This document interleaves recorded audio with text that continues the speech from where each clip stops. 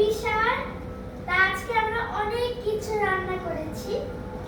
তাহলে প্রথমে থালায় দেখতে পাচ্ছেন এই যে হচ্ছে গ্রিন চিলি, আর তার নিচে কাঁটা লেবু, আর এই যে হচ্ছে ভাত, আর এই যে হচ্ছে ইলিশ মাছ ভাপা, আর এই যে হচ্ছে শসা, আর এই যে হচ্ছে ধনেপাতা, আর এই যে হচ্ছে বেগুন ভাজা, আর এই যে হচ্ছে পায়েস, আর মানে 5 পিঠার পায়েস, আর এই যে হচ্ছে ডিম, আর এই যে হচ্ছে কাতলা মাছের মাথা, আর এই যে হচ্ছে কাতলা মাছ, আর এই যে হচ্ছে আস্ত মুরগির মাংস, আর এই যে হচ্ছে চিংড়ি, আর এই যে হচ্ছে মাটন, আর এই যে হচ্ছে